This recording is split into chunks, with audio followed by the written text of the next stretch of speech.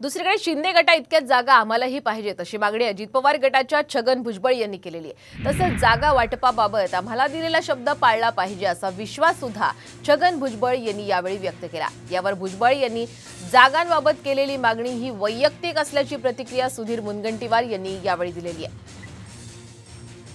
हे आता तुमचे फॉर्म्युले आहे, आता तुमच्या फॉर्म्युल्यावर मी काय बोलणार?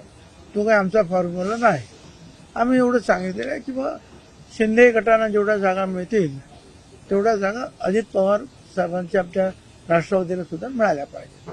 आता शेवटी जे आहेत ती सगळी मंडळी जी आहेत बसून एकत्रित निर्णय घेतील आणि जो काही निर्णय होईल तो सगळ्यांना मान्य असेल। सन्माननीय भुजबळ साहेबांनी जी मागणी केली ती मागणी माननीय एकनाथ शिंदेजींच्या पक्षाला जेवढ्या जागा लोकसभेच्या दिल्या जातील त्या त्यांनी व्यक्तिगत रूपामध्ये मागितल्या आहे।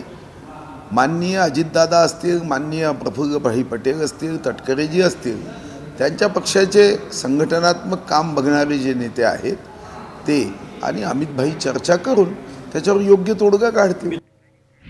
तर भुजबळ बोलतात म्हणजे पक्ष बोलतो असं म्हणत मंत्री भुजबळ यांनी मंत्री सुधीर मुनगंटीवार यांना प्रत्युत्तर दिलेलं आहे। माझं हे पार्टीचं मत आहे, वैयक्तिक मत नाही। छगन भुजबळ जेव्हा बोलतो त्या पार्टी बोलतोय,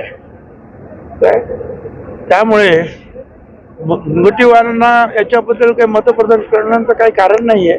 अर्थात तुम्ही त्यांना विचारल्यानंतर ते सांगणारच आहे।